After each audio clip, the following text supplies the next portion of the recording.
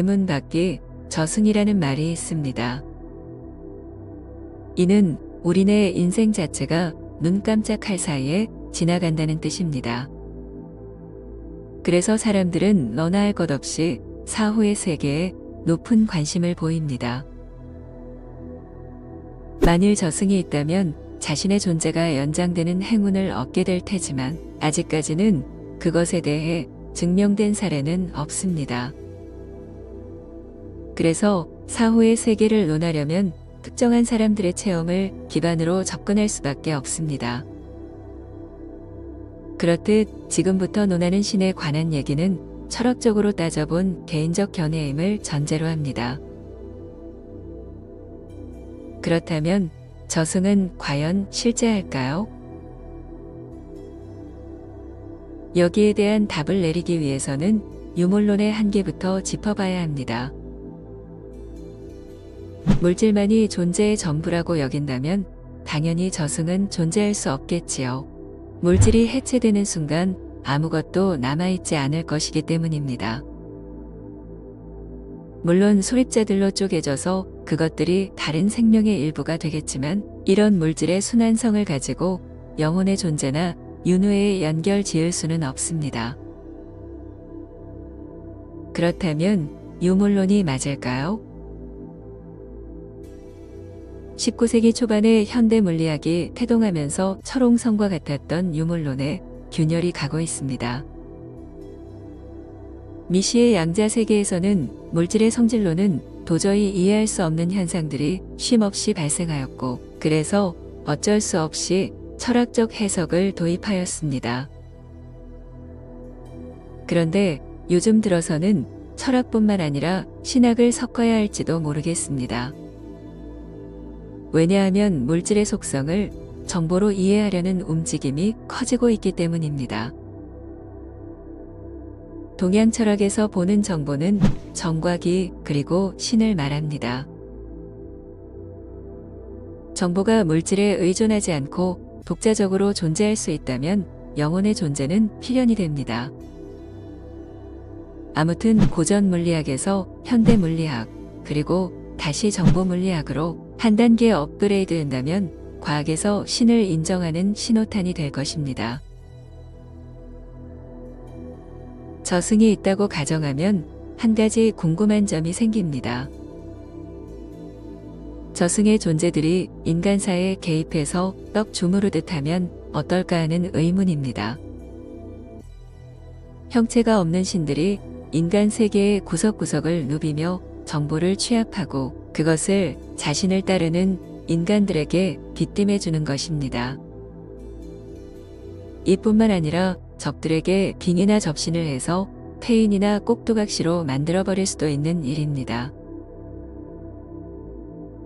권선징악도 마찬가지입니다. 착하게 사는 사람들에겐 복을 주고 나쁘게 사는 사람들에겐 벌을 줘야 마땅합니다. 그런데 세상사를 보면 권선징악의 룰이 깨진 지가 오래되었습니다. 대개 처세술에 능통하고 욕심이 과한 사람들이 피라미드의 상층부를 차지하게 되니까요.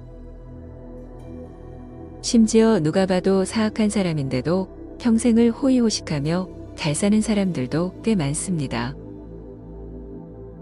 그러다 보니 무신론자 사이에선 하나님이 있으면 저런 악당들을 그냥 놔두겠느냐는 비판이 쏟아집니다. 이에 대해 신도들은 하나님만의 어떤 뜻이 있을 것이라고 말합니다. 인간들이 치고받고 싸우면서 성장하는 것을 바란다는 해석도 있고 인간들이 저지른 죄인이 자업자득이라는 의견도 있습니다. 또는 이미 구원의 길을 제시했으니 하나님이 할 일은 다 했다는 말도 덧붙입니다. 이에 대해 불교에서는 인과론을 통해 인간들이 쌓은 업보가 돌고 돌면서 역사를 일으킨다고 말합니다. 따라서 현 사회의 모순은 과거에 지은 업의 결과이니 현생의 업을 잘 쌓아 미래를 도모할 것을 가르칩니다. 그렇다면 여기서 좀 더 냉정하게 의문을 가져봅시다. 하나님이나 부처님, 아니면 높은 힘을 지닌 천신들이 정말로 이상에 열거한 이유 때문에 인간사에 직접적인 개입을 하지 않는 것일까요? 만일 개입한다면 세상이 어떻게 바뀌게 될까요? 신이 인간사에 개입하는 사례는 무속에서 빈번합니다. 무속은 인류의 태동과 그 역사를 함께하는데 서양에서도 주술사나영매, 퇴마사 등의 직업으로 여전히 활개를 치고 있습니다. 무속의 신은 오지랖이 넓은 건지 귀신 문제뿐만 아니라 인간사에도 구석구석 관여합니다. 정보력이 좋은 신은 가정사는 물론이고 경제나 정치까지도 관여해 코치를 해줍니다. 그러다 보니 가끔씩 매스컴에서 고시나 점술, 풍수지리 등에 얽혀 구설수를 타는 유명인들이 등장하곤 합니다. 그렇다면 신이 인간사에 개입하면 어느 정도의 효력이 생기는 것일까요? 만일 그 힘이 생각보다 크다면 세상의 지도자들은 무속인 참모를 하나씩 둘 수도 있을 것입니다. 사실 무속의 점술은 일정 수준의 효력이 있는 것이 맞습니다. 대체로 과거사를 맞추는 확률이 높고 미래사는 과거보다는 못하지만 그래도 사람들의 추론보다는 확률상 좀 더 나은 면이 있습니다. 그러니 점집이 없어질 수가 없는 것이지요. 하지만 점술의 한계는 분명히 있습니다. 그것은 바로 인간의 역사를 바꿀 정도까지는 힘이 미치지 못한다는 사실입니다. 다시 말해 특정 케이스를 제외하고는 개개인의 운명에 직접적인 영향을 줄 수 없다는 것입니다. 따라서 무속의 점괘는 참고사항 정도로만 활용하고 정작 중요한 판단은 본인 스스로 내려야 합니다. 그렇지 않고 용하다는 점술에 계속해서 의지하다 보면 패가 망신하기 십상입니다. 이런 면을 보면 무속에 관계된 신들이 인간의 삶과 역사에 개입하는 데에 분명 한계가 있음을 알게 됩니다. 다시 말해 인간사에 미치는 신의 힘이 인간보다 못하다는 사실입니다. 그렇다면 무속의 신들보다 월등한 지위와 힘을 지니고 있다는 천신이나 종교신들은 어떨까요? 이들은 막강한 힘이 있음에도 상기기술한 이유들로 인해 인간사에 개입하지 않는 것일까요?